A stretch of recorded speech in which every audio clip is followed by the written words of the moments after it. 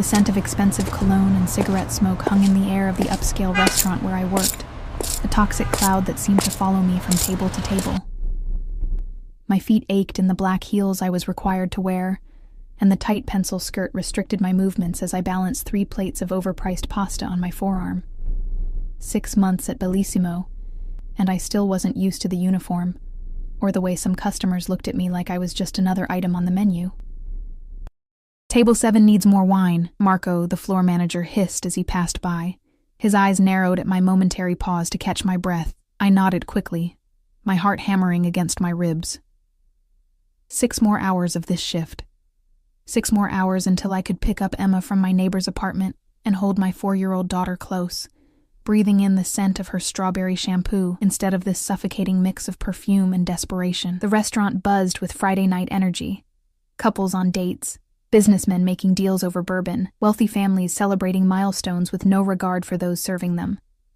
I kept my head down, trying to be invisible while still being attentive enough to earn decent tips. Every dollar mattered now that I was on my own. "Excuse me, miss?" A woman with diamond earrings the size of grapes raised a manicured finger. "This risotto is overcooked. I'm so sorry, ma'am. I'll have the kitchen prepare a new one right away."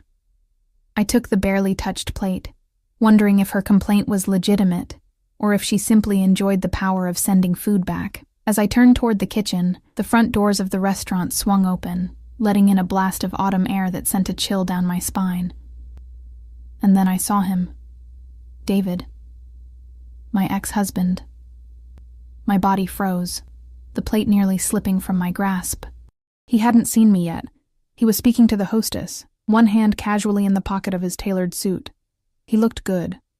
Too good for someone who had abandoned his family, who had drained our bank accounts before disappearing for months, only to return with divorce papers and a new girlfriend. Panic rose in my throat like bile. I couldn't face him. Not here. Not now. Not in this humiliating uniform while he stood there looking like he owned the world he'd stolen from me. I scanned the room desperately for an escape route, but the kitchen was on the other side of the dining area. I'd have to walk right past him. The hostess was checking the reservation book. Any second now, she would lead him to a table, and he would see me. His eyes would widen in mock surprise, and then that smirk would appear, the one that said he'd won, that he was dining at a 5-star restaurant while I was serving in it. I made a split-second decision. Abandoning the rejected risotto on a nearby empty table, I moved swiftly toward the bar area, where a group of well-dressed men sat with their backs to the entrance. Without thinking, I slid into the empty space beside a broad-shouldered figure in a dark suit, and in a moment of pure desperation, I grabbed his hand where it rested on the bar counter. The hand I seized was warm, unexpectedly soft yet firm, with a heavy gold signet ring on the pinky finger. I felt the man stiffen beside me, but I couldn't look at him yet. My eyes were fixed on David, who was now scanning the restaurant, nodding at something the hostess was saying. "I'm so sorry," I whispered urgently to the stranger whose hand I was clutching like a lifeline. "My ex-husband just walked in, and I just can't deal with him right now. Please, just for a minute, pretend you know me." I finally turned to look at the man whose personal space I had so rudely invaded, and my breath caught in my throat. Dark eyes met mine, so intensely brown they appeared almost black in the dim lighting of the bar. They were deep-set under straight brows, observant and eerily still, like a predator assessing whether something was worth the chase. His face was all sharp angles, high cheekbones, a strong jaw darkened by 5 o'clock shadow, and lips pressed into a thin line of surprise or displeasure. I couldn't tell which. He was older than me, perhaps in his early 40s, with salt and pepper at his temples that only enhanced his aura of authority. For a terrifying moment, he said nothing, just studied me with those unsettling eyes. Then, something shifted in his expression, a decision made.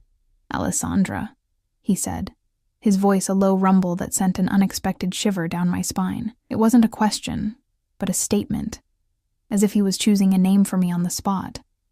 "I was wondering where you'd disappeared to." His accent was subtle but unmistakable. Italian, maybe, or somewhere in the Mediterranean. The way he slightly rolled the R in wondering made the common word somehow exotic. I released a breath I didn't know I was holding, relief washing over me. "Sorry to keep you waiting. I managed, my voice steadier than I expected. From the corner of my eye, I saw David being led to a table across the restaurant. He hadn't noticed me yet, but it was only a matter of time in the relatively open space. The stranger followed my gaze, his eyes narrowing slightly as they landed on David. Then, with a smoothness that seemed practiced, he shifted his body to shield me from view, simultaneously releasing my hand, only to place his own on the small of my back. The weight of it felt both protective and possessive, and despite myself, I leaned into his touch, grateful for the cover. "Is that him?" he asked, his breath warm against my ear. I nodded, not trusting my voice. "Former husband?" Another question. Another nod from me. "Recent?" "A year," I whispered. "But he's been difficult." Something dangerous flashed in the stranger's eyes. There and gone so quickly I thought I might have imagined it, his hand on my back pressed slightly firmer. "Vincent," a voice called from behind us, and I noticed for the first time that the other men at the bar were watching our interaction with curious eyes. One of them, a tall man with a scar running along his jawline, seemed particularly interested, his gaze calculating as it moved between us. "Not now, Enzo." My unexpected savior, Vincent, replied without looking away from me. His tone left no room for argument, and the man named Enzo immediately backed down, turning to mutter something to the others. I became acutely aware of the strange dynamic I had stumbled into. These weren't ordinary businessmen having drinks after work. There was something about their posture, the deference they showed to Vincent, the way other patrons seemed to give their group a wide berth without even realizing they were doing it. "Your name," Vincent said softly, his eyes still holding mine. "Your real one." I hesitated. Giving my name to a stranger felt suddenly intimate, dangerous even, but he had already helped me without question, and I was still clutching his arm like it was a piece of driftwood in a stormy sea. "Lily," I said finally. "Lily Cooper." Something like approval flickered across his face. "Lily," he repeated, as if testing how it felt on his tongue. "You work here?" I nodded, suddenly embarrassed by my waitress uniform, by the desperate situation that had led me to grab this clearly powerful man's hand. "I should get back to— You're afraid," he interrupted, his observation cutting through my attempt to retreat. "Not just of seeing your ex. You're afraid of something else." It wasn't a question, but the accuracy of his assessment startled me. How could he possibly know about the overdue rent, the threatening letters from David's lawyer about custody, the nights I lay awake wondering how I'd ever rebuild the life that had been shattered?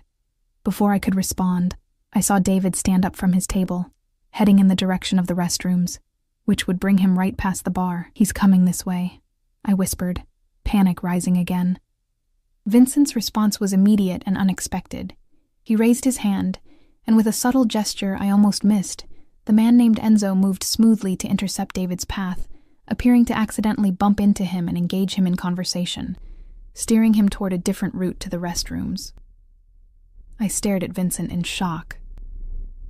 "How did you need to leave?"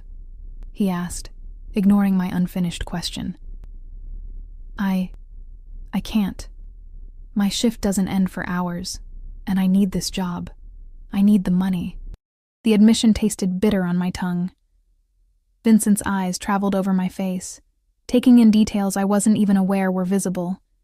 The exhaustion, the worry, perhaps even the faint bruise on my cheekbone that makeup couldn't quite conceal. A parting gift from David during our last encounter, when I'd refused to let him see Emma while he was drunk. "What time do you finish?" "Midnight," I replied automatically, then immediately regretted sharing the information. He nodded once, decisively. "I'll wait." "No, that's not necessary. You've already helped enough by—" "I'll wait," he repeated, firmer this time. It wasn't an offer, but a statement of fact. "You shouldn't be alone if he decides to linger." A throat cleared behind us, and I turned to find Marco glaring at me, his eyes darting between me and Vincent, a mix of anger and nervousness on his face. "Cooper, Table 12 has been waiting for their check for 10 minutes, he snapped, though his usual bite seemed tempered by Vincent's presence.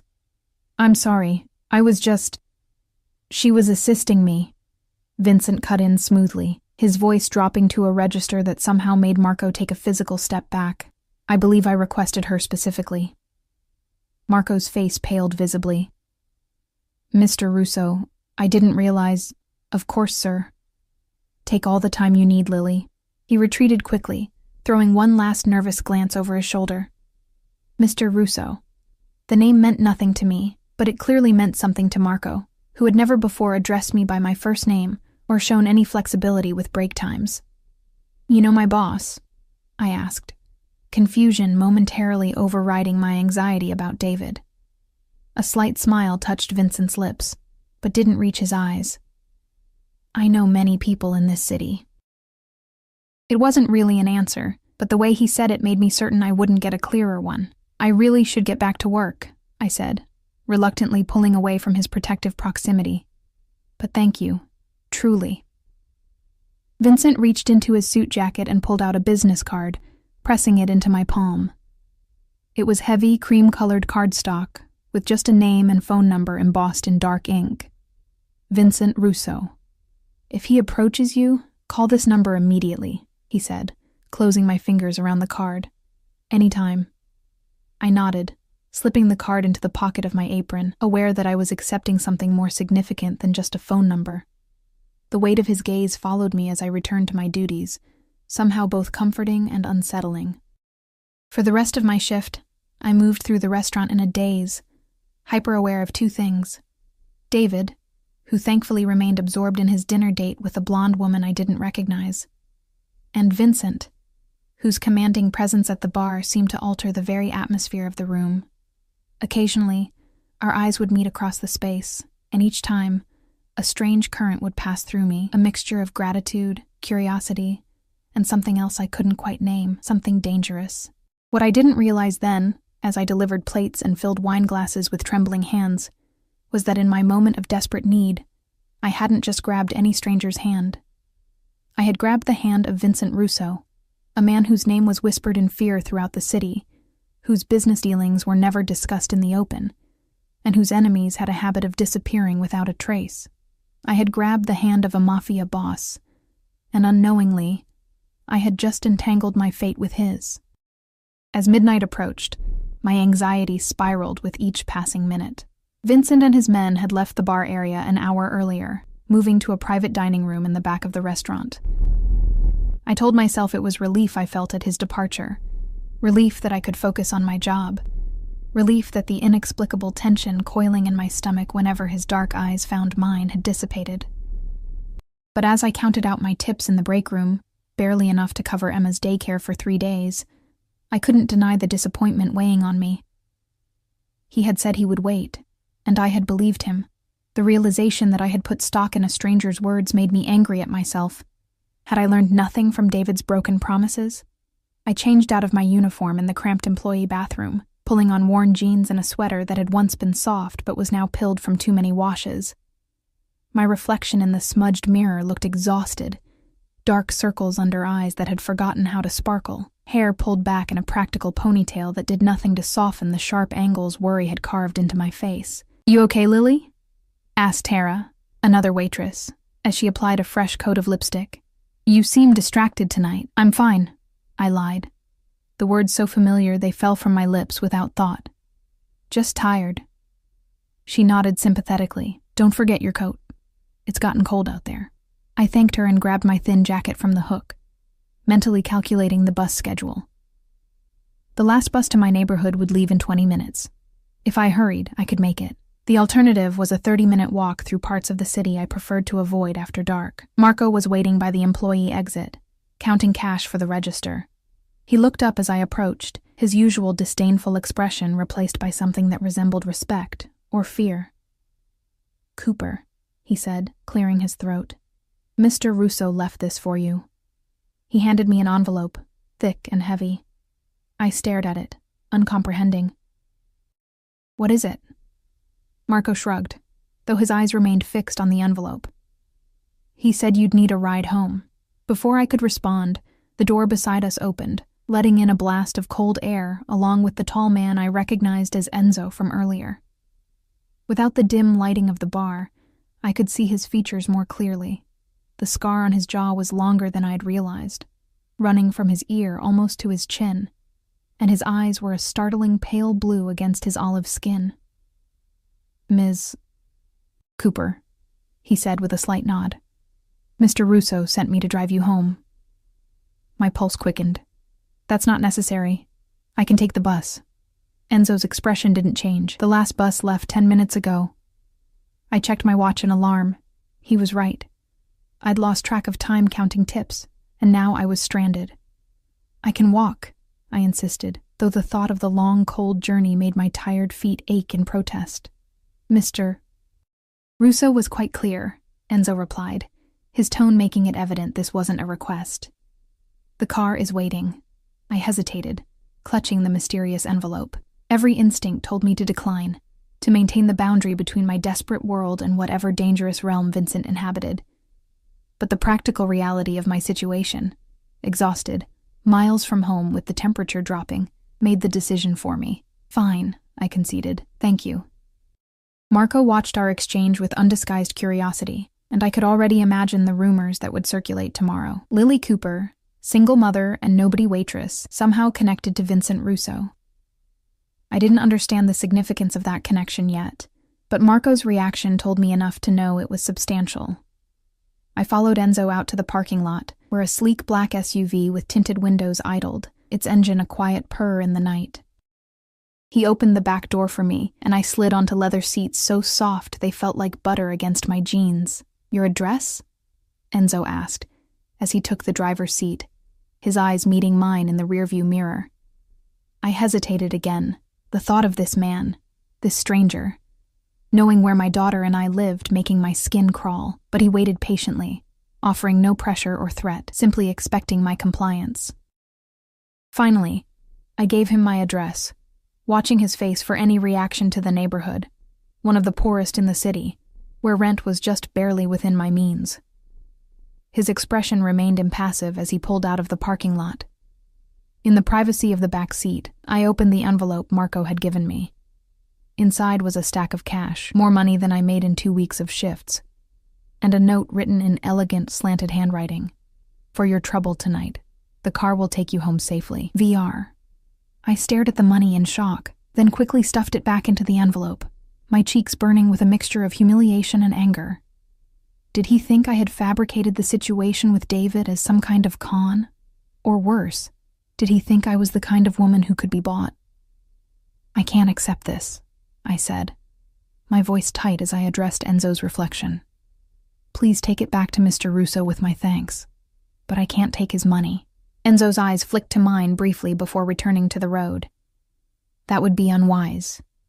"I don't care if it's unwise," I shot back, surprising myself with my vehemence. "I'm not for sale." Something that might have been respect flickered across Enzo's stoic features. "Mr. Russo doesn't pay for people, Ms. Cooper. He compensates for inconvenience or rewards loyalty. The distinction matters to him." His words gave me pause. I thought of how Vincent had interfered when David was heading toward the bar, how he had somehow made Marco treat me with deference for the first time since I'd started working at Bellissimo. Why would he care about my inconvenience?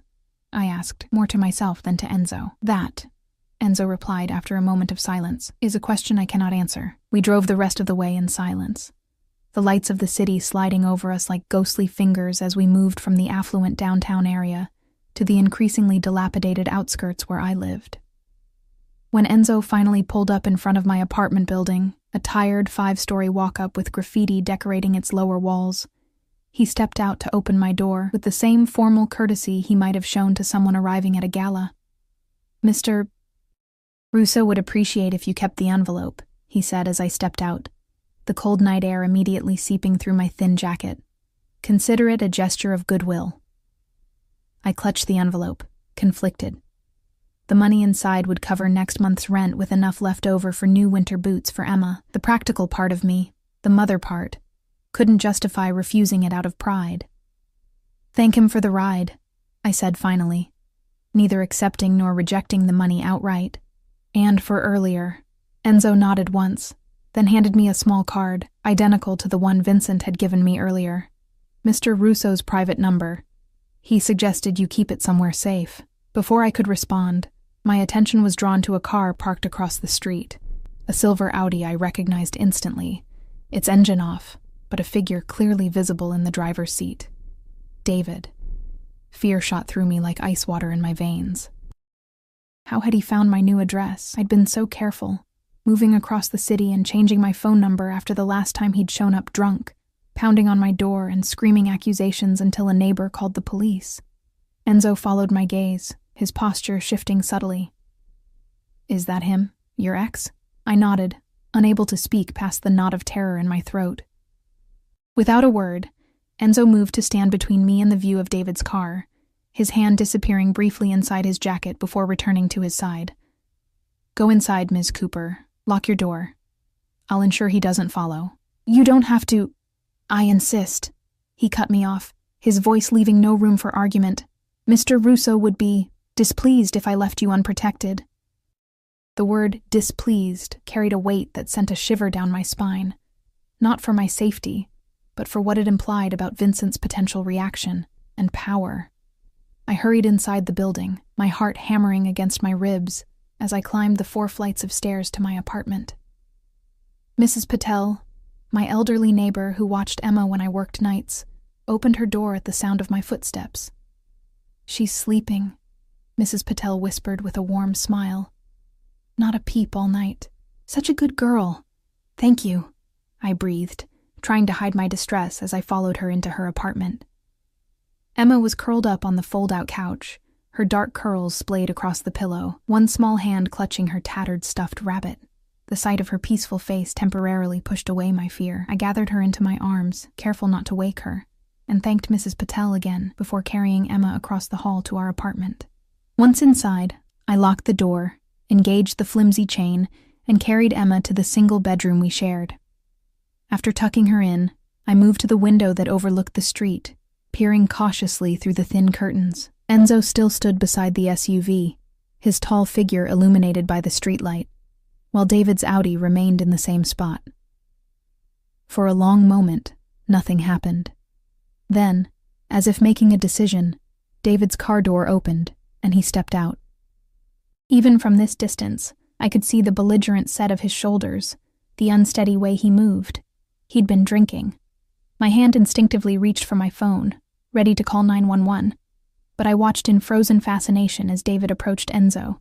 I couldn't hear what was said, but I saw David gesturing wildly, pointing toward the building. Toward me, Enzo remained perfectly still, his posture relaxed yet somehow menacing. Then, with a speed that startled me, Enzo closed the distance between them, leaning in to speak directly into David's ear. Whatever he said drained all the color from David's face. He stumbled back, nearly tripping over his own feet in his haste to return to his car. Within seconds, the Audi's engine roared to life, and David sped away, tires squealing against the pavement. Enzo looked up then, directly at my window, as if he had known I was watching all along. He gave a small nod before returning to the SUV and driving away, the taillights disappearing around the corner. I sank to the floor beneath the window, the envelope of cash still clutched in my hand, my mind racing. What had I done by grabbing Vincent Russo's hand? What world had I inadvertently stepped into? Sleep evaded me that night. I lay beside Emma, listening to her soft breathing, my thoughts a chaotic swirl of fear, gratitude, and an emotion I didn't want to name. A dangerous curiosity about the man whose intervention had, at least for tonight, kept David at bay. Morning came with the soft patter of rain against the window, and Emma's small hands patting my cheeks. "Mommy, wake up. It's Pancake Saturday." I forced a smile, pushing away the exhaustion. "That's right, baby. Pancake Saturday it is." As Emma chattered about what shapes she wanted her pancakes in, I moved through our morning routine on autopilot, my mind still replaying the events of the previous night. The envelope of cash sat on top of the refrigerator where I'd placed it, both out of Emma's reach and out of my direct line of sight, as if not seeing it would somehow make the moral dilemma it represented disappear. After breakfast, while Emma was engrossed in her favorite cartoon, I finally allowed myself to count the money properly. $5,000. More than enough for rent, for new winter clothes for Emma, for the dental work I'd been postponing, and still have some left over. Money that could change everything, at least temporarily. Money from a man who, If Marco's reaction and Enzo's deference were any indication, was not someone I should be involved with. I was still staring at the cash when my phone buzzed with a text from an unknown number. "Did you sleep well, Lily? VR." My heart leaped into my throat. How had he gotten my number? I hadn't given it to him or to Enzo. The implication that he could so easily access my personal information sent a chill through me. Yet there was also a traitorous warmth at the thought that he had bothered to check on me. Before I could decide whether to respond, another text came through. "Your ex won't be a problem anymore. Consider it handled." My fingers hovered over the keyboard, a dozen responses forming and dissolving in my mind. Finally, I typed, "I don't know what Enzo said to him, but thank you. I should tell you, though, that I can't accept the money." His response was immediate. "We'll discuss it tonight, 8 p.m. I'll send a car. Not a request, but a statement. An assumption that I would comply." The presumption should have angered me, but instead, I felt a flicker of anticipation, quickly smothered by practical concerns. "I can't. I have my daughter." There was a longer pause before his next text. "Bring her. She'll be safe." I stared at the message, shock rendering me momentarily speechless. Bring Emma to meet a man I knew nothing about, a man who was clearly involved in activities outside the law. It was unthinkable. "That's not possible. I'm sorry." This time, the pause stretched for so long I thought he had given up. Then, "Your daughter will remain with Enzo's sister Maria, in the garden room. She's a certified childcare provider. You and I will dine separately. This is important, Lily. Please." The please caught me off guard. It was the first time his communications had included anything resembling a request, rather than a command. And beyond that, the thoroughness of his planning, a certified childcare provider, suggested he had anticipated my objections. "Mommy, can I have juice?" Emma's voice pulled me from my thoughts. As I poured apple juice into her favorite sippy cup, decorated with faded princesses, I weighed my options. I could refuse Vincent's invitation, return the money somehow, and hope that David had been scared off permanently. Or I could meet with Vincent, understand what exactly had transpired, and perhaps gain some clarity on why this powerful man had taken such an interest in my problems. "Here you go, sweetheart," I said, handing Emma her juice. "How would you feel about going on a little adventure tonight? With dragons?" she asked hopefully, her brown eyes, so like mine, wide with excitement. I smiled, smoothing her wild curls. Maybe not dragons, but there might be a garden. As Emma returned to her cartoon, chattering about gardens and flowers, I picked up my phone and typed a response I hoped I wouldn't regret. "We'll be ready at 8. The black SUV arrived precisely at 8, idling quietly in front of my building like a sleek predator. I stood at the window, watching as Enzo stepped out and scanned the street with practiced vigilance before approaching the entrance. "Who's that man, Mommy?" Emma asked, peering around my legs at the window. She was dressed in her nicest outfit, a purple corduroy dress with leggings, and the light-up sneakers she insisted on wearing everywhere. I'd spent an hour trying to tame her curls into 2 neat braids, my hands trembling slightly as I worked. "That's our driver for tonight," I explained, smoothing non-existent wrinkles from my own dress, the only nice one I owned, a simple black wrap style that had survived from my previous life with David. "Remember what I told you? We're going to have dinner at a special place." Emma nodded solemnly, clutching her stuffed rabbit closer. "And I'm going to play in a garden with a nice lady while you talk to your friend." Friend? The word felt wrong for whatever Vincent was to me. Savior? Threat? Both, perhaps.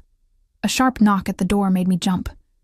Emma ran to answer it before I could stop her, though she was still too short to reach the chain lock. "Emma, wait," I called, but she had already thrown the door open as far as the chain would allow. "Hello," she chirped up at Enzo, fearless in the way only children can be. "Are you the dragon?" To my surprise, Enzo's stern face softened almost imperceptibly. He crouched down to Emma's eye level, his massive frame folding with unexpected grace. "No dragons tonight, little one," he said, his voice gentler than I'd heard it before. "But I've been told there might be ice cream for good girls who listen to their mothers." Emma's eyes widened. "I'm a very good listener," she declared, then turned to me. "Aren't I, Mommy?" The best, I agreed, unlatching the chain with fingers that still wouldn't quite stop trembling. Emma, this is Mr. Enzo. Enzo, my daughter Emma. Enzo nodded at me, then returned his attention to Emma. It's a pleasure to meet you, Miss Emma. Shall we go? The car is waiting. Is it a princess car? Emma asked, slipping her small hand trustingly into Enzo's massive one. Something like that, he replied, the faintest hint of amusement in his voice. I grabbed my purse and Emma's small backpack, which I'd packed with her favorite coloring books and a change of clothes, a habit from years of preparing for David's unpredictability. As I locked the apartment door behind us, a voice in my head screamed that I was making a terrible mistake. What kind of mother brings her child to meet a man like Vincent Russo? But another voice, quieter yet more insistent, reminded me that for the first time in over a year, David had backed down. For the first time, I'd seen genuine fear in the eyes of the man who had terrorized me since our divorce, and that alone made me willing to step into the unknown. The SUV was even more luxurious than I remembered, with plush leather seats and darkened windows that concealed the interior from outside eyes. Emma bounced excitedly as Enzo secured her in a booster seat that definitely hadn't been there the night before. "Look, Mommy! The seat has cup holders!" she exclaimed, exploring every feature with delighted fingers. I smiled at her enthusiasm while my own stomach twisted with anxiety. "Yes, baby. Very fancy." Enzo closed our doors and took his place in the driver's seat. "Mr. Russo is looking forward to seeing you again, Ms. Cooper," he said, his eyes meeting mine briefly in the rearview mirror. I nodded, not trusting my voice. The city lights blurred outside the window as we drove, moving from my rundown neighborhood through increasingly affluent areas. Emma pressed her face against the glass, entranced by the glittering storefronts and towering buildings. "Where are we going?" I finally asked, as we turned onto a tree-lined avenue in the city's most exclusive district. "Mr. Russo's residence," Enzo replied simply. "His residence. Not a restaurant or public place, but his home." The intimacy of the invitation wasn't lost on me, nor was the vulnerability it created. In a restaurant, I could walk out if needed. A private home offered no such escape. We pulled up to a gated property set back from the street, surrounded by a high stone wall covered in flowering vines. A security guard stepped forward, examined the car, then nodded to Enzo, before the wrought iron gates swung open silently. The driveway curved through manicured gardens before revealing a house that took my breath away. A modern mansion of glass and stone, its windows glowing with warm light against the darkening evening sky. It wasn't ostentatious like some of the neighboring properties, but its quiet elegance spoke of immense wealth and refined taste. "Wow," Emma whispered, her eyes wide. "Is this where the king lives?" A lump formed in my throat. "Something like that, sweetheart." Enzo parked at the front entrance, where stone steps led up to massive double doors. Before he could exit to open our doors, one of them swung open and a woman emerged, petite with olive skin and dark hair pulled into a neat bun. She wore simple black pants and a crisp white blouse, her only adornment a delicate gold cross at her throat. "You must be Lily," she said warmly as Enzo helped us from the car. "And this beautiful girl must be Emma. I'm Maria." Her accent was similar to Vincent's but slightly stronger, her words musical and flowing. Emma, suddenly shy, pressed against my leg, but offered a small wave. "It's nice to meet you," I said, extending my hand. "Thank you for watching Emma tonight." Maria took my hand in both of hers, her touch warm and reassuring. "It's my pleasure. Vincent told me she's a special little girl." She crouched down to Emma's level. "I have a garden room with flowers that light up at night, and there's a special teddy bear waiting who needs a friend. Would you like to meet him?" Emma's shyness evaporated instantly. "Yes, please. Can I, Mommy?" I hesitated, still uncertain about separating from my daughter in this unfamiliar place. Maria seemed to sense my concern. "The garden room is just through there," she said, pointing to a glass-walled space visible from the entrance hall. "You can see us the entire time, and there are security cameras in every corner. Emma will be perfectly safe with me." The mention of security cameras should have been comforting, but it only reinforced the strangeness of my situation. What kind of life required such constant surveillance? Go ahead, baby, I said finally, bending to kiss Emma's forehead. I'll be right here if you need me. I'll be fine, Mommy, Emma said, with the exasperated confidence of a child who believes herself much older than her years. You go talk to your friend now. She skipped off with Maria, chattering about light-up flowers and teddy bears, leaving me standing in the vast entrance hall with Enzo, who cleared his throat. Mr. Russo is waiting in the library. This way, please. He led me through the house, each room we passed more impressive than the last. Soaring ceilings, museum-quality artwork, furniture that managed to be both clearly expensive and genuinely comfortable looking. Nothing ostentatious or gaudy, just quiet, confident wealth. We paused outside a set of wooden double doors, intricately carved with a pattern of leaves and vines. Mr. Russo values his privacy, Enzo said, his voice low. What you see and hear tonight should remain between you and him. It wasn't quite a threat, but the message was clear. I understand, I replied, though I wasn't sure I did. Not really. Enzo nodded, apparently satisfied, and opened one of the doors, gesturing for me to enter. The library was breathtaking. 2 stories of bookshelves reaching toward a coffered ceiling, a spiral staircase of wrought iron connecting to a balcony that circled the upper level. A fire crackled in a stone fireplace at one end, casting dancing shadows across leather-bound volumes and illuminating the man who stood before it. Vincent Russo turned as I entered, and my heart stuttered in my chest. Outside the dim lighting of the restaurant, he was even more striking, tall and broad-shouldered in a charcoal suit that fit him perfectly, his dark hair combed back from a face that belonged on ancient Roman coins. Power radiated from him like heat from the fire, invisible but undeniable. Lily, he said, my name in his accented voice sending an unexpected shiver down my spine. Thank you for coming. The door closed behind me with a soft click, and I suddenly felt very alone, very far from the world I knew. Your home is beautiful, I said, because it seemed safer than asking any of the questions burning in my mind. A slight smile touched his lips. Thank you. Would you like a drink? Wine, perhaps? I shook my head. I need to keep a clear head, for Emma. Something like approval flickered in his dark eyes. Of course. Please, sit. He gestured to a seating area near the fire, 2 leather armchairs with a small table between them. I perched on the edge of one, my back straight, hands folded in my lap to hide their trembling. Vincent took the other chair, his movements fluid and controlled. Up close, I could see faint lines at the corners of his eyes, a thin scar above his right eyebrow, details that humanized his otherwise intimidating perfection. You're afraid, he observed, just as he had in the restaurant. You don't need to be. Not of me. I don't even know you, I said, finding my voice at last. But I know enough to understand that you're not just a businessman, Mr. Russo. Vincent, he corrected gently. And no, not just a businessman. But tonight, I'm simply a man having dinner with a beautiful woman who interests him. Heat rushed to my cheeks at his directness. Why? Why would someone like you be interested in someone like me? He studied me for a long moment, his gaze intense but not unkind. Someone like you, he repeated thoughtfully. A strong woman raising a child alone, working multiple jobs, surviving despite every obstacle. You underestimate your worth, Lily Cooper. The words were like a physical touch, stirring something long dormant within me.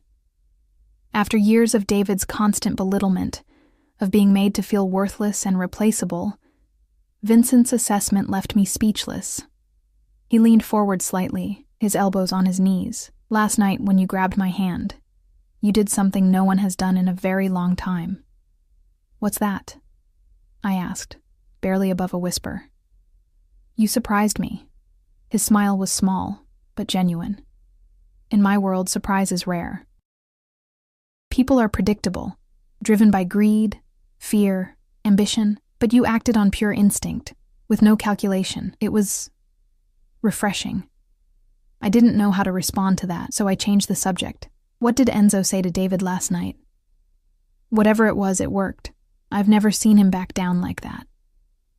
Vincent's expression hardened, the warmth vanishing so completely it was as if it had never existed. He told your ex-husband that if he ever approached you or Emma again, there would be consequences he couldn't imagine. And David believed him. People tend to believe Enzo. Vincent's tone was matter-of-fact. Your ex-husband is a coward who preys on those he perceives as weaker than himself. Show him real power, and he crumbles. I thought of David's face as he fled, the genuine fear in his eyes. Will he stay away? Yes, Vincent said with absolute certainty.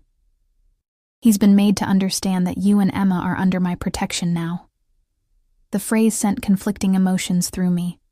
Relief at the thought of David's torment ending, but also apprehension at what under my protection might entail.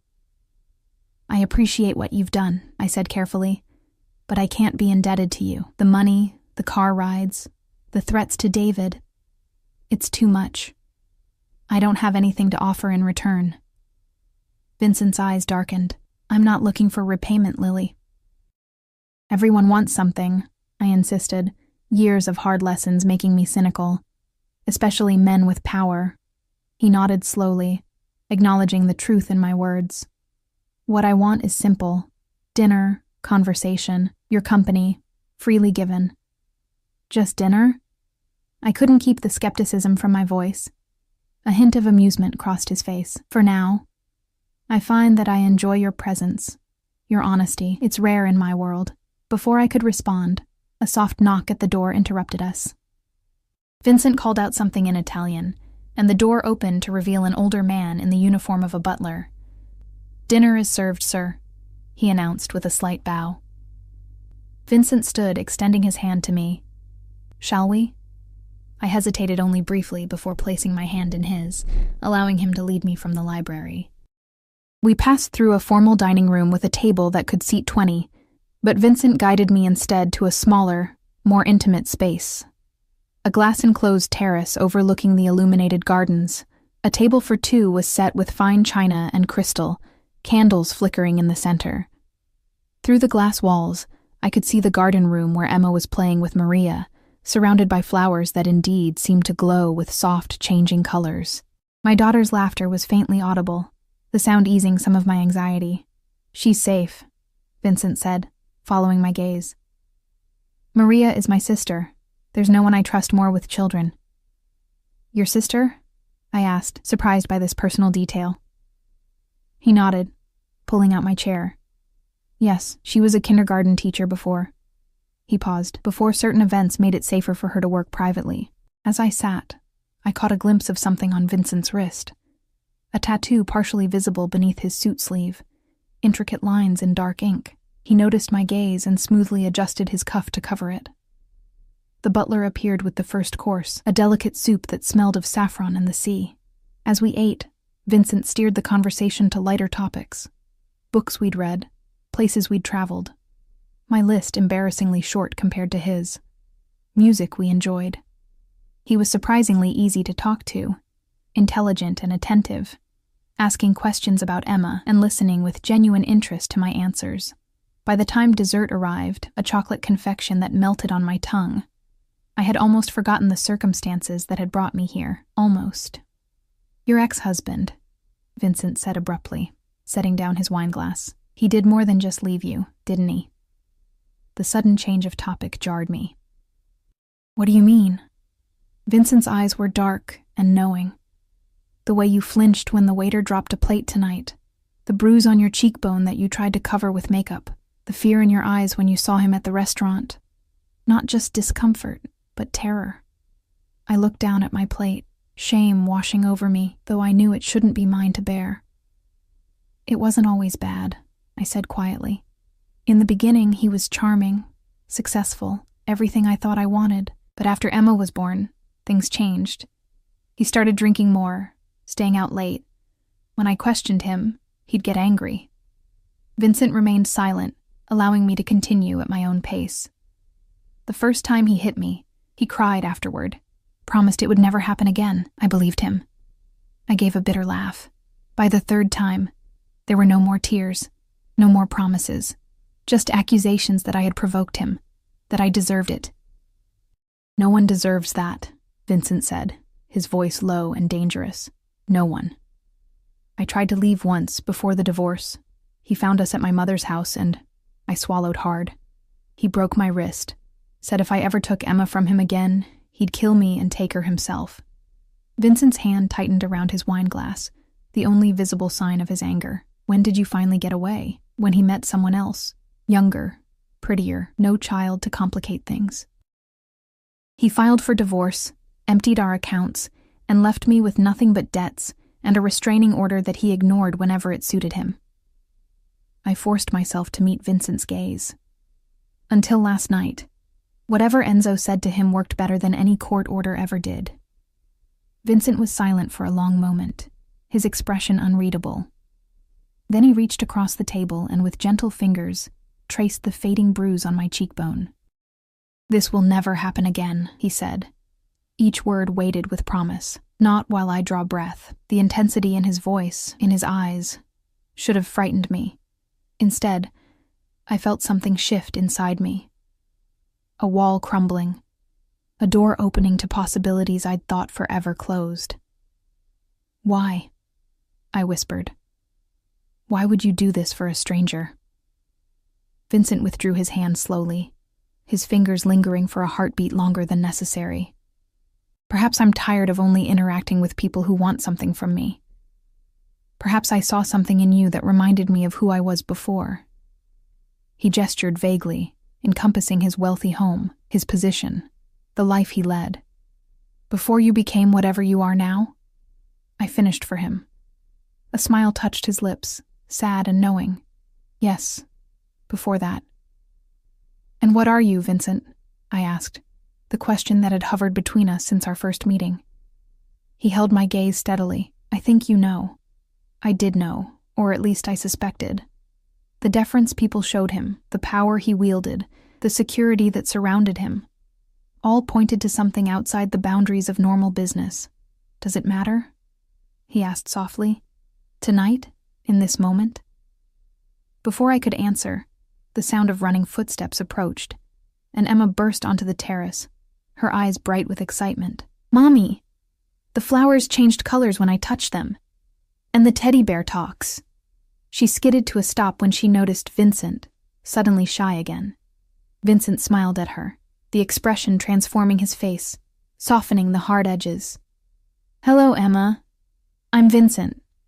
Your mother has told me what a brave, smart girl you are." Emma studied him with the frank curiosity of childhood.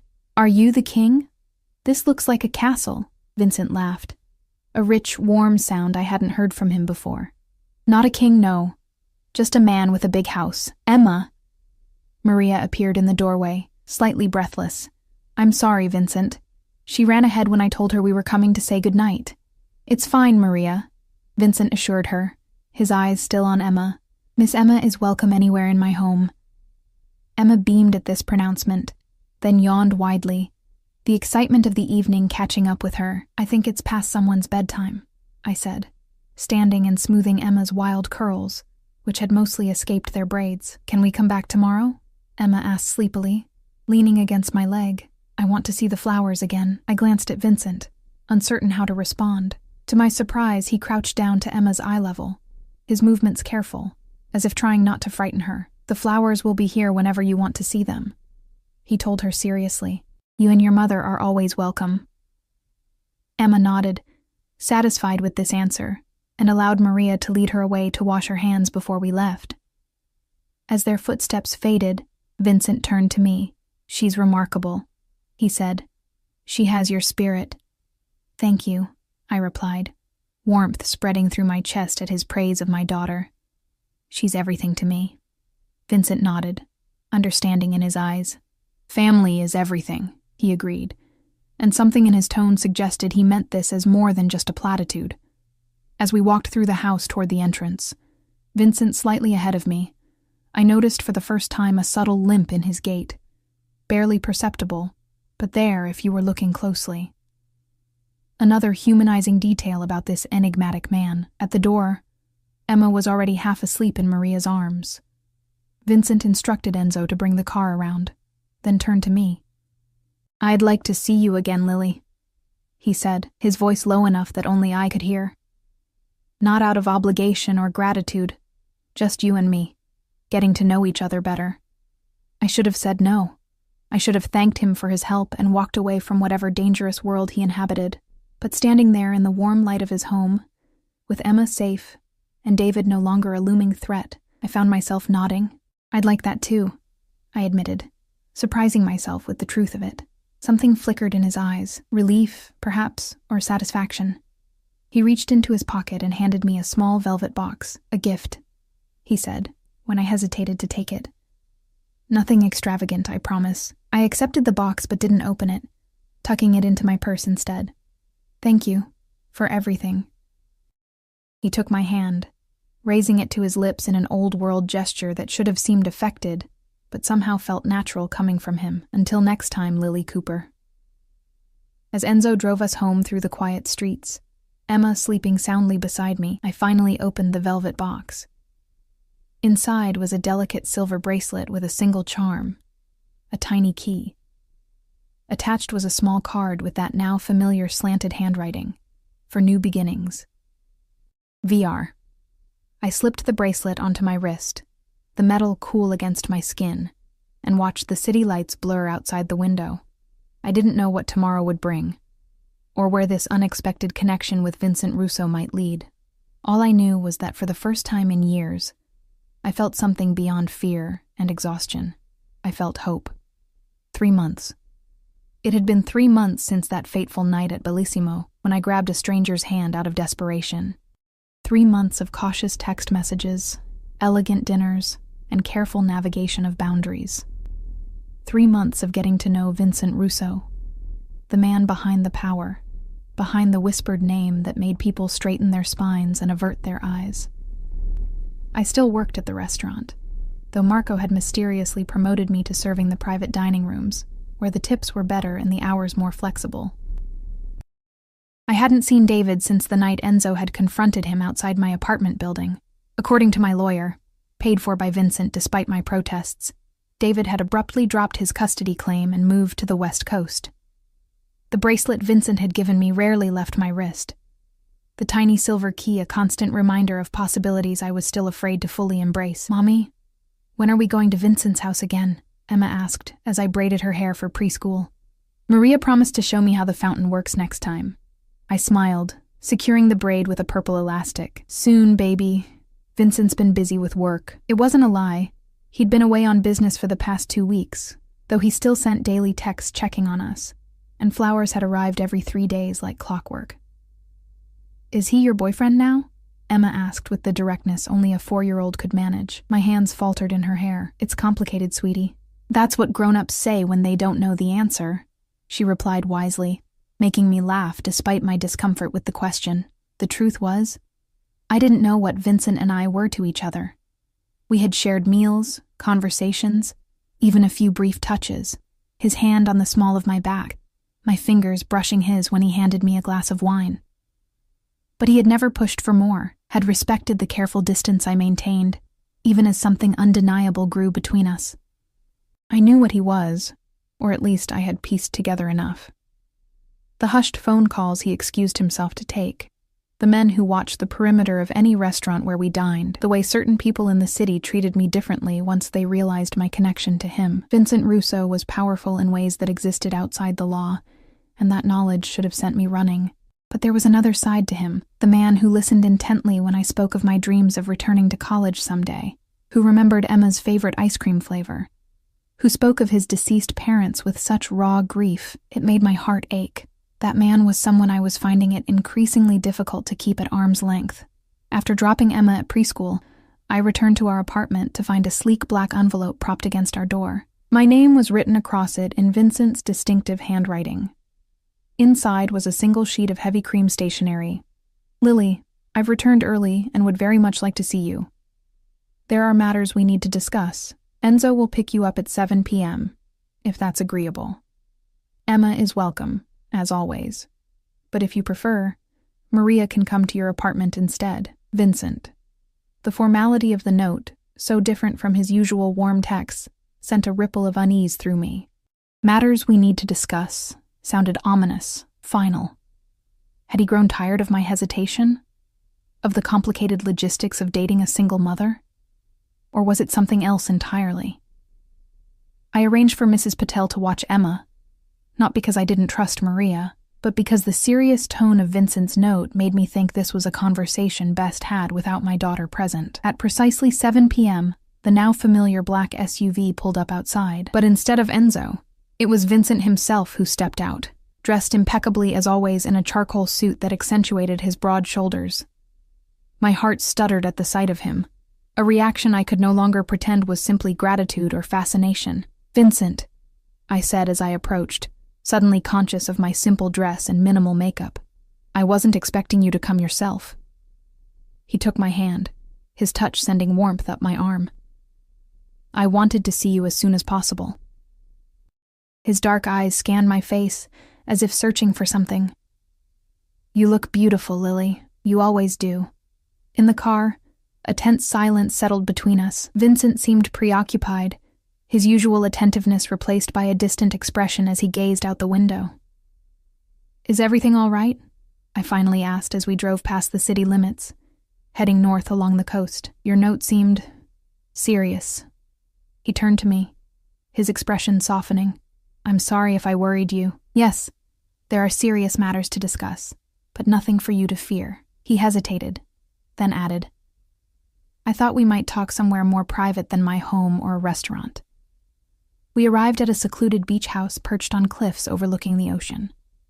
Unlike Vincent's city mansion, this place was smaller, more intimate, a modern structure of glass and weathered wood that seemed to grow naturally from the rocky landscape. "This is beautiful," I said, as he led me inside, where a fire already burned in a stone hearth. Floor-to-ceiling windows framed the darkening sky and the restless sea below. "It was my mother's favorite place," Vincent said quietly. "I come here when I need to think, to remember who I am beneath everything else." The personal revelation touched me. Vincent rarely spoke of his past, and each small glimpse felt like a precious gift. He poured 2 glasses of wine and gestured for me to join him on a low couch facing the windows. As I sat, the bracelet he'd given me caught the firelight, the little key gleaming. "You wear it," he observed, a note of pleasure in his voice. "Every day," I admitted. "It reminds me of possibilities." Vincent's eyes darkened at my words. He set his wine glass down untouched and turned to face me fully. "Lily," he began, his voice low and serious, "these past months have been unexpected. When you grabbed my hand that night, I could never have imagined where it would lead." My heart began to race, fear and anticipation mingling in my chest. "And where has it led, Vincent?" He took a deep breath. "I find myself thinking of you constantly, of your strength, your grace, your fierce love for your daughter. I've known many people in my life, Lily, but none like you." His words wrapped around me like a warm embrace, but the tension in his shoulders told me there was more. "But there are things about me, about my life, that I've kept from you," he continued. "Not out of deception, but out of hope that I could be, for you, just a man, not everything else that I am." "I know what you are, Vincent," I said softly. "Or at least, I've guessed enough." His eyes widened slightly in surprise. "You're in organized crime," I continued, the words strange on my tongue yet undeniably true. "The way people defer to you, the security, the power you wield, it's obvious if one is paying attention." Vincent's expression grew guarded. "And knowing this, you've still allowed me into your life? Into Emma's life?" "I've struggled with it," I admitted. "Every day. I tell myself I should end this, whatever this is between us, that I should take Emma and disappear before we get any deeper into your world." Pain flashed across his face. "And is that what you've decided to do?" I looked down at the tiny key on my wrist. "If I were smarter, perhaps, but no."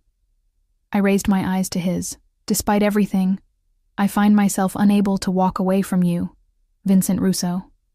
The relief that flooded his features was palpable. He reached for my hand, entwining our fingers. "There's something else I need to tell you. The real reason I asked you here tonight." I tensed, preparing myself for some terrible revelation. "I'm leaving this life," he said simply. Of all the things I had expected, this wasn't one of them. What do you mean? Vincent's thumb traced circles on my palm as he spoke. For the past year, I've been carefully extracting myself from certain business interests, transferring control to trusted lieutenants, legitimizing what can be legitimized, severing ties with what cannot. Why? I asked, stunned by the revelation. Initially because I was tired. Tired of looking over my shoulder, tired of wondering which friend might become an enemy tomorrow. His eyes met mine, intense and vulnerable.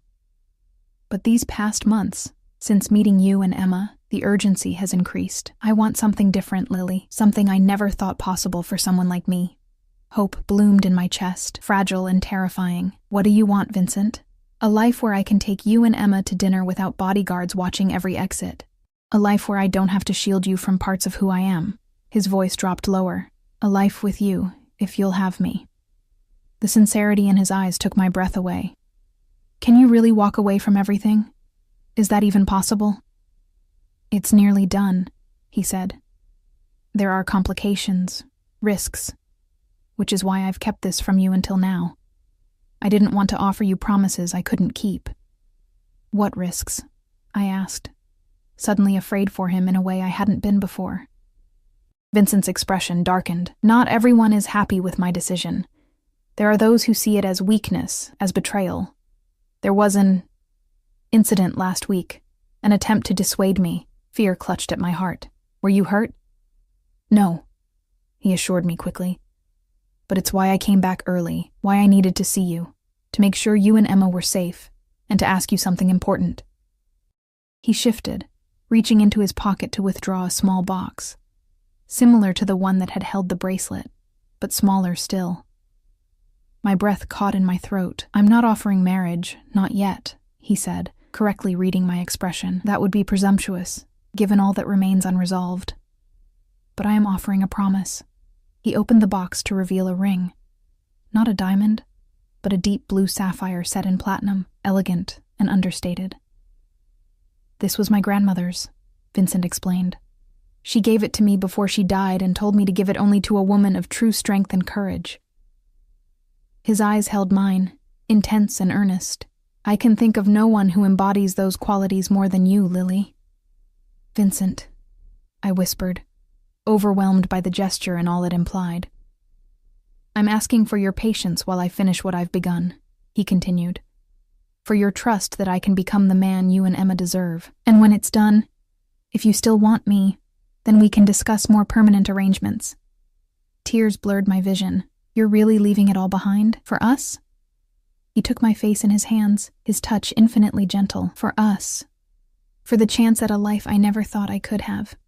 But Lily, you need to understand, there may be danger in the transition.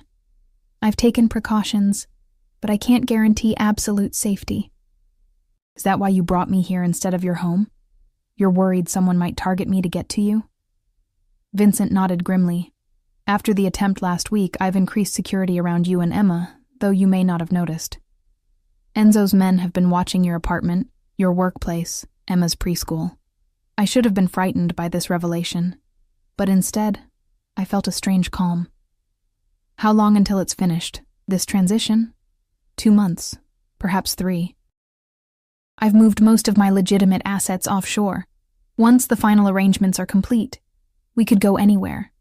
Italy, France, wherever you and Emma would be happy. Leave the country? The idea was both terrifying and exhilarating. Emma's never even been on a plane, Vincent smiled, the expression softening his features. She'd love Italy. Children are treasured there, and you. You would bloom in the Mediterranean sun, away from memories of David, away from the struggle of making ends meet. The future he painted was so tempting. A clean slate, a new beginning, safety and security for Emma. But there was one question I needed answered first. Why me, Vincent? Of all the women you could have chosen, educated, sophisticated women from your world, why a struggling waitress with a complicated past and a 4-year-old daughter? Vincent was quiet for a moment, considering his answer. When he spoke, his voice was low and fervent. Because when you grabbed my hand that night, you weren't seeing Vincent Russo, the man people fear. You were just seeing a potential lifeline. He brushed a strand of hair from my face. And then, when you learned who I was, you still saw the man beneath it all. You questioned me, challenged me, made me laugh when few dared to joke in my presence. He took my hand, pressing it against his chest, where I could feel his heart beating steadily. You make me feel human, Lily. Not a title, not a position, not a threat. Just a man. Do you have any idea how rare that is in my life? His words resonated deep within me. Wasn't that all anyone wanted in the end? To be seen for who they truly were, beyond labels and circumstances? I'm afraid, I admitted. Not of you, but of letting myself believe in this future you're describing. I've had dreams shattered before, I know, he said softly. And I can't promise there won't be challenges. But I can promise that I will never willingly cause you or Emma pain. That every decision I make from this moment forward will be with your well-being in mind. He held out the sapphire ring, a question in his eyes. Will you accept this? Not as an engagement, but as my promise to you that I'm fighting for our future? I looked at the ring, at the man holding it, and at the crossroads stretching before me. The safe path would be to walk away now, before I was in any deeper. To return to my small apartment and predictable struggles, to the life I knew how to navigate. But as I gazed into Vincent's eyes, I saw something I'd been searching for since long before David had shattered my trust. I saw home. Yes, I whispered, extending my hand. I accept your promise, Vincent, and I make one in return, to believe in the future you're fighting for. To trust that what we've found is worth the risk. He slipped the ring onto my right hand. A promise, not yet an engagement. And the sapphire caught the firelight, sending blue sparks dancing across our skin. Vincent raised my hand to his lips, pressing a kiss to my knuckles, then to the inside of my wrist, where my pulse raced beneath the bracelet he'd given me. Lily, he murmured, my name a prayer on his lips, and then, finally, after months of careful distance and restrained touches, Vincent kissed me. His lips were warm and firm against mine, his hand cradling my face with a tenderness that made my heart ache. I melted into him, all my doubts and fears temporarily silenced by the rightness of being in his arms. When we parted, breathless and dizzy, the world outside had darkened completely, leaving only our reflections in the glass and the distant shimmer of stars above the ocean. I should take you home, Vincent said reluctantly, his forehead resting against mine. Emma will be waiting. The mention of my daughter brought reality rushing back, the complications, the dangers still unresolved, but instead of fear, I felt a newfound determination. 2 months, I said, touching the sapphire on my finger. We can be careful for 2 months. Vincent nodded, his eyes serious again. Until then, there will be rules to keep you safe. I'll explain everything on the drive back. As we left the beach house, Vincent's arm protective around my waist, I caught a glimpse of movement in the darkness, a figure near the tree line, then another by the cars. Vincent's security, watching over us even here. A reminder of the world he inhabited, the world he was fighting to leave behind. In the car, Vincent explained the security measures he'd implemented, the men watching our apartment, the secure phone he wanted me to carry, the safe house prepared if anything went wrong. I listened carefully, understanding that these precautions weren't signs of his world intruding on mine, but his way of shielding me from it while he dismantled his empire. And after? I asked as we approached the city limits. When it's over and wherever we decide to go, what then? Vincent's hand found mine in the darkness of the car, his thumb brushing over the sapphire.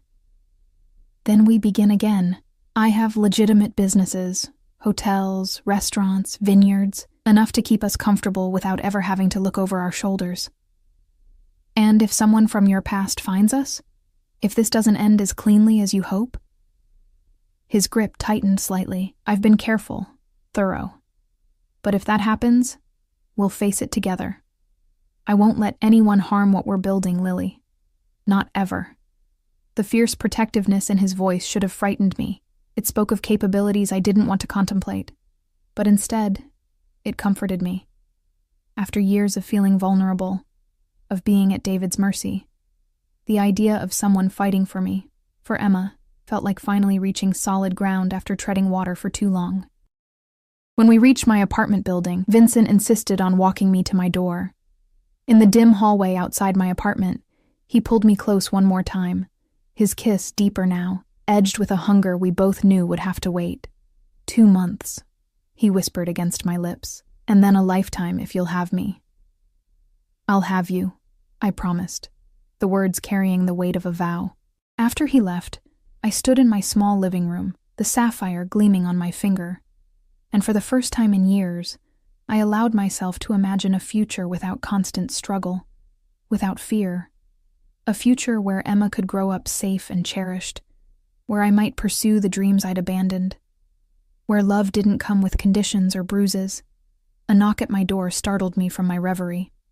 Thinking Vincent had returned, I opened it without checking the peephole. A mistake.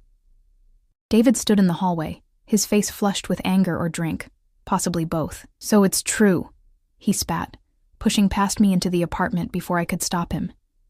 "You're fucking the mob." Fear shot through me, but it was quickly replaced by anger. "Get out of my home," I demanded, keeping my voice low so as not to wake Emma or disturb Mrs. Patel next door. "You have no right to be here." David's eyes fixed on the sapphire ring, his face contorting with rage. "I lose everything because of you. My daughter, my reputation, and you get rewarded with jewelry from criminals? How long have you been whoring yourself out to Russo?" My hand moved instinctively to the secure phone in my pocket, but David grabbed my wrist, twisting until I gasped in pain. "You think I don't know about his men watching this place?" he hissed. I had to wait weeks for an opening, for them to get sloppy, but it was worth it to see for myself what kind of mother you've become. "Let go of me," I said, my voice steady despite the fear coursing through me. "Or I'll scream, and Mrs. Patel will call the police." David laughed, a bitter sound that raised the hairs on my neck. "The police? You think they'll help the mafia boss's whore?" Something in me snapped at his words. After months of growing stronger, of learning my worth through Vincent's eyes, I refused to cower before David any longer. "I am not afraid of you," I said, each word precise and clear. "Not anymore." I twisted my arm sharply, breaking his grip with a move Enzo had taught me, just in case. David stumbled back, surprise replacing anger for a moment before his face darkened again. "You stupid bitch," he snarled, lunging toward me.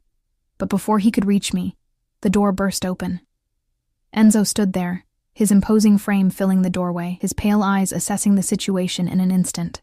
Behind him was another man I recognized from Vincent's security team. "Mr. Cooper," Enzo said, his voice deceptively calm. "I believe you're trespassing." David froze, his face draining of color. "This doesn't concern you. This is between me and my wife."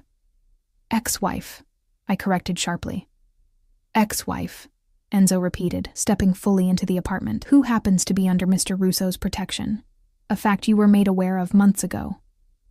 David's eyes darted between Enzo and the door, calculating his chances. "Russo's not untouchable," he said, desperation edging his voice. "People are talking. His own people think he's gone soft." A chill ran through me at his words, so similar to what Vincent had told me about resistance to his plans to leave his criminal life behind. Enzo's expression didn't change, but something dangerous flickered in his eyes. "Mr. Cooper, I'm going to give you one chance to leave peacefully, for Ms. Cooper's sake and for your daughter's." The mention of Emma seemed to reach David in a way threats to his own safety hadn't. He glanced toward her bedroom door, then back at me, conflict evident in his face. "She deserves better than this life," he said, and I couldn't tell if he meant me or Emma. "Better than him.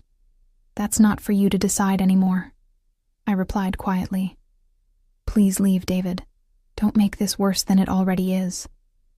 For a moment I thought he might refuse, might force Enzo's hand. But then his shoulders slumped, the fight draining out of him. "This isn't over.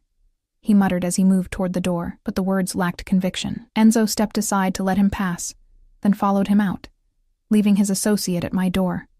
I'll ensure he leaves the building, Enzo told me.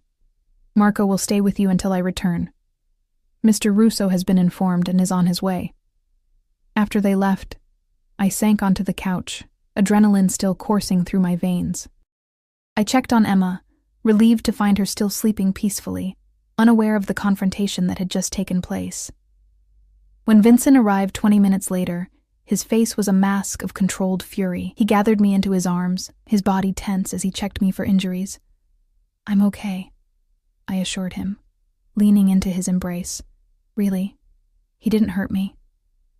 Vincent's jaw clenched as Enzo recounted what had happened, including David's comments about Vincent going soft. This changes things, Vincent said after Enzo finished. We need to accelerate the timeline. What do you mean? I asked, suddenly afraid. Vincent's eyes met mine, determination replacing anger. It means we leave sooner than planned. Tonight, if possible. Tonight? I echoed, stunned. But Emma, my job, our things, essentials only, Vincent said, his tone gentler now. I have properties where we can stay until the final arrangements are complete. Places no one knows about, not even my closest associates. I looked around my small apartment, the home I'd built for Emma and me after escaping David, the safe haven I'd fought so hard to maintain. The thought of leaving it all behind with no warning was terrifying, yet the alternative, staying and risking another confrontation, possibly one where Emma wouldn't sleep through it, was worse. How long do I have to pack? I asked, my decision made. Relief washed over Vincent's face. An hour. Take only what you and Emma absolutely need. Everything else can be replaced. As I moved through the apartment, filling a suitcase with clothes, Emma's favorite toys, our important documents, I felt a strange sense of liberation. Each item I chose to bring, each one I left behind, was a step toward the future Vincent had promised. A future I was now fully committed to, dangers and all. Emma woke briefly as I dressed her in warm clothes, her sleepy eyes questioning, "Are we going on an adventure, Mommy?" I smoothed her curls, my heart full of love and determination. Yes, baby, the biggest adventure yet. In the living room, Vincent was on the phone, speaking rapidly in Italian. When he saw us, he ended the call and crossed to lift Emma into his arms. To my surprise, she went willingly, resting her head on his shoulder, as if it were the most natural thing in the world.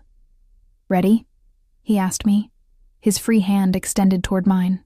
I took it, feeling the warmth of his skin against my palm, the solid strength of his grip. 3 months ago, I had grabbed a stranger's hand out of desperation, never imagining where that impulsive action would lead.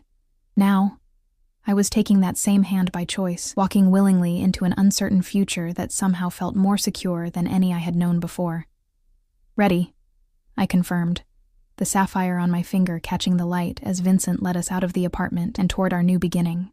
As we stepped into the waiting car, Emma already drifting back to sleep between us, Vincent squeezed my hand. I will keep you both safe, he promised, his voice low and fierce. No matter what it takes, I believed him. Not because he was powerful or dangerous, but because in the depths of his dark eyes, I saw the same determination I felt in my own heart. The resolve to protect what we had found together. This unexpected love that had blossomed from a moment of desperation. The city lights faded behind us as we drove into the night, toward a future neither of us could have imagined 3 months ago. A future we would build together, step by step, day by day, leaving the shadows of our past behind. I had grabbed a stranger's hand to escape my ex-husband, not knowing he was a mafia boss. But what I had found wasn't just protection or security. It was a second chance at love, at family, at happiness. And this time, I wouldn't let it slip away.